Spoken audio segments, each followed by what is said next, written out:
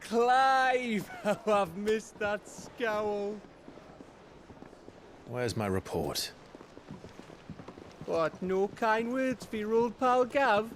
If it's kind words you're after, you're fishing in the wrong barrel. Now sit down, you fool.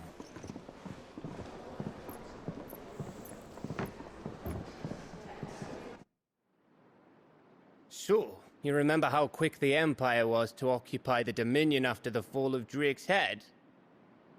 And how pissed off all the other nations were that they didn't think to do it first?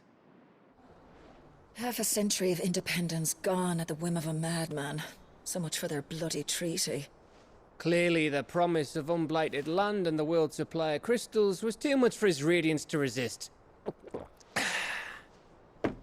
And now the Republic's finally decided to follow suit, using liberation as an excuse to declare war on Sambrek.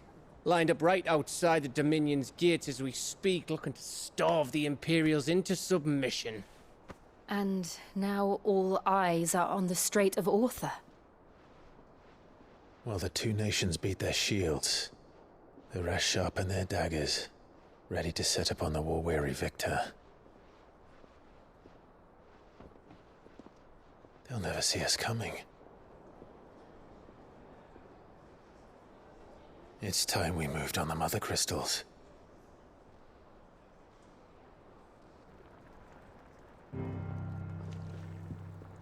Four Mother Crystals remain in Storm and Ash.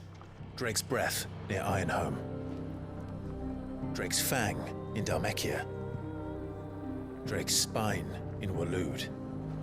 And Drake's Tail here in the Crystalline Dominion.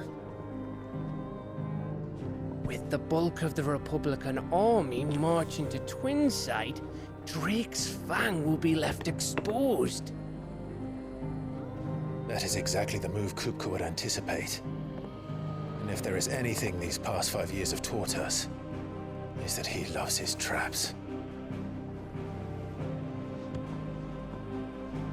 There is one place, however, where nobody will be expecting us to go. Drake's Breath. There's a shitload of sea between us and it, and I've never been much of a swimmer. I have an acquaintance in Port Isolde who may be able to help. Who's that then? My uncle, Byron Rosfield. Lord Byron Rosfield of the Seven High Houses, the trade magnate with holdings in over 100 cities. Wait, Rosfield. And you're a Rosfield, of course. My uncle's name gave him his start in the world, but it was his acumen which earned him his fortune. Along with a handsome fleet of ships. Well, it's settled then. What are we waiting for, eh? Huh?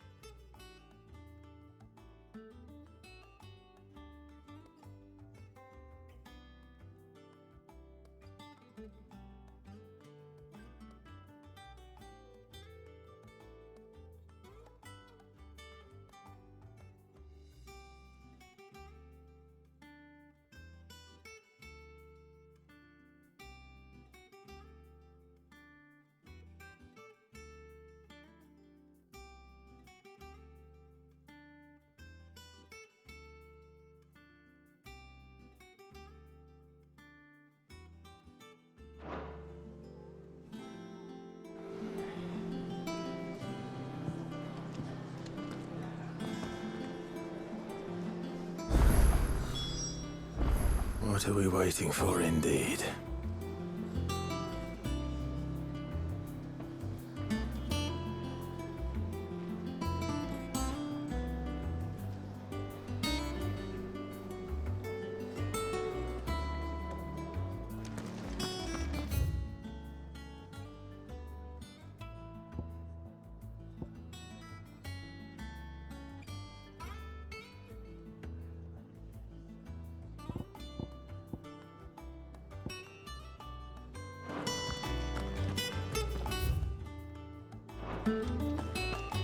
Think it's all right to touch him?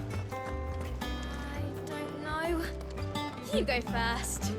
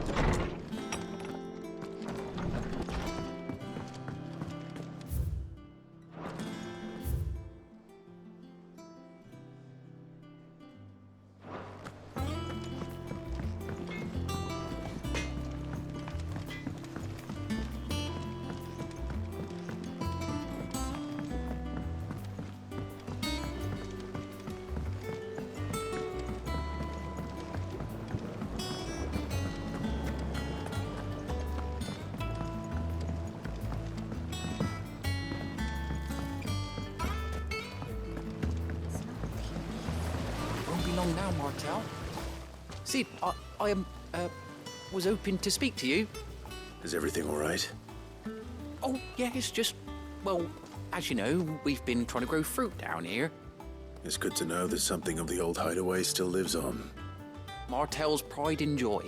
It was a sapling when she rescued it from the rubble, but look at it now. All our hard work's finally paying off. I took it on, you see, after she died, and now the fruit's finally ready to eat. And not only is it ready, it's actually tasty. Sweet as you like, in fact. She bred the bitter right out of it. Impressive. And welcome news to more than a few, I'd say. I thought this first harvest could go to the curse breakers, on account of all they do for the hideaway. You couldn't take them some, could you? Seems better them coming from you.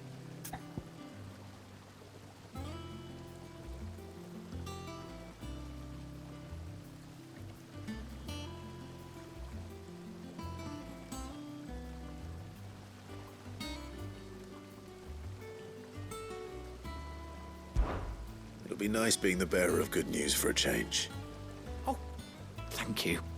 She always had a soft spot for that lot, see? And once they've had their share, I'll see to it that everyone else gets some. Here you go. Martel apples, they're called, in honor of her memory. You hear that, Martel? Today's finally the day.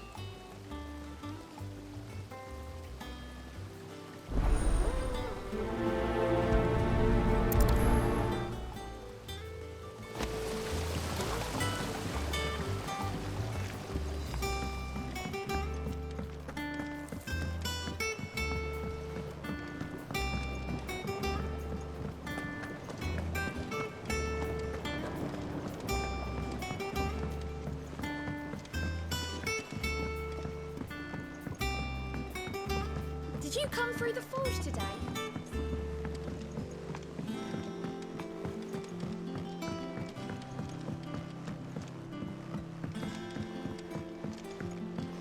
And you say Sid built this place?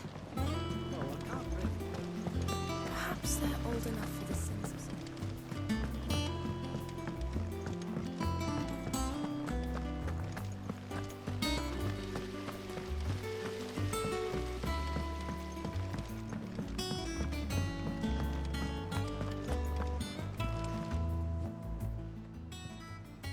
Oh, Clive! Welcome to the Patron's Whisper. The Patron's Whisper? Does that mean someone else is taking care of our friend's donations? Oh no, that's still me. It's just Karen has her toll, Blackthorn has his hammer. I thought a new name might liven things up. I still catalogue every item that arrives, in addition to setting aside those tokens of appreciation the sender has specified are to be presented to you personally. Would you like to see if we have any?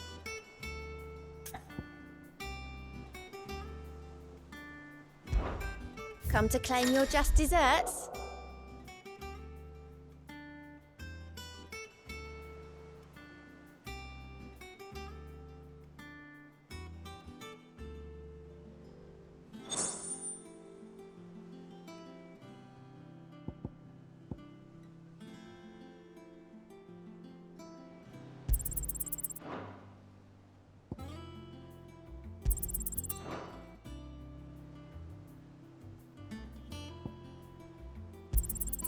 All yours. You earned this.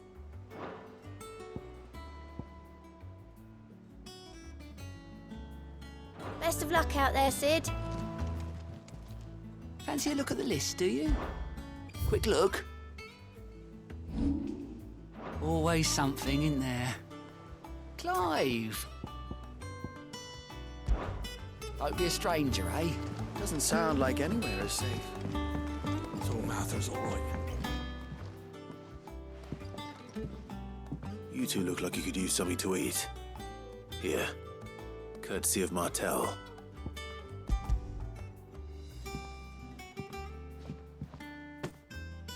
Martel. Now, where have I heard that name before? Weren't she the girl from the Furrows? Course she was. An odd sort, that one. Loved plants more than people. Aye, and brave as a bane might. Remember when she ran back into the hideaway to collect them trees when Titan attacked? Wait, These aren't those apples, are they? Well, I'll be. She'd have been proud, and rightly so. Thank you, Sid.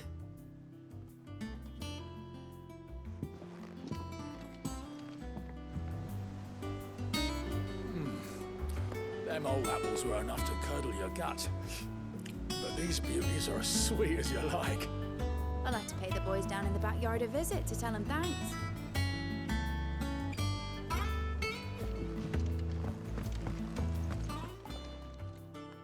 A gift from the backyard. For your service.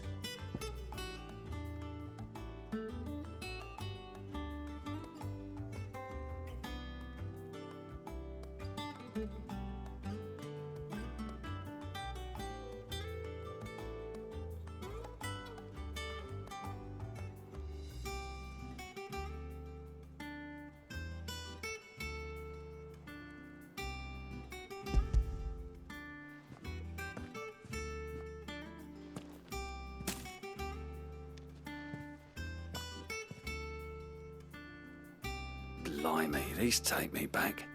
I haven't seen a hideaway apple since. Old Sid was the only one who could stomach the things. He'd nab 'em right from the branch, made Martel livid. Not that anyone could stay mad at the man for long. That sounds like the Sid I knew, all right. Planning on keeping that lot to yourselves, were you? Hang on.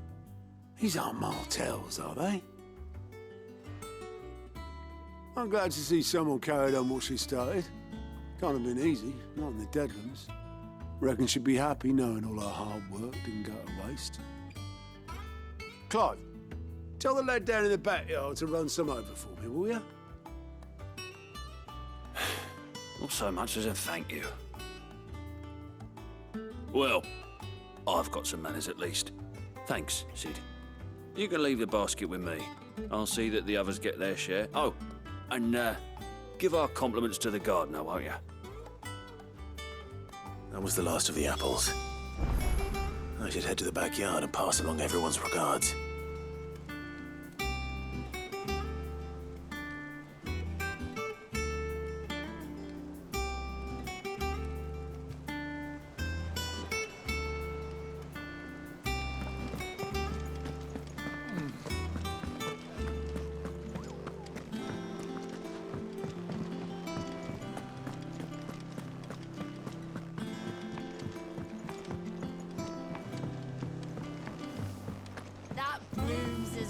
just go slow. I hear there's trouble in Rosaria.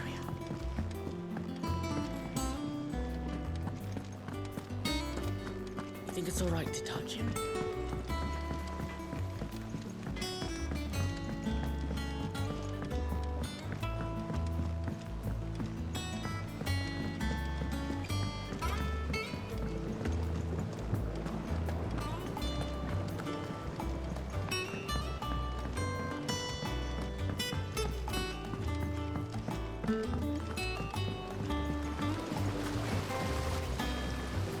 The Cursebreakers send their thanks. And their compliments. They were clearly very fond of Martell. They remembered her. After all these years. I suppose she was very kind, even to a tongue-tied lummox like me. You were one of the good ones, Martell. Why did you have to die? She put everything into her work. She wasn't going to rest until we had fruit sweet enough to enjoy. And now we do. When she died, I named a sapling after her. And now it's a full-grown tree. Martell lives on through the fruit it bears. And through you. Her dream would have died with her, had you not kept it alive. That's something to be proud of. I didn't do anything really, but thank you. You're kinder to me than I deserve. By the way, Otto's expecting some of your crop. And I wouldn't mind some of it either, if that's not too much to ask. Of course not. I'll see that you're both well provided for. They like your fruit, Martell. Isn't that wonderful? I'd say it's about time we planted you some siblings, don't you think?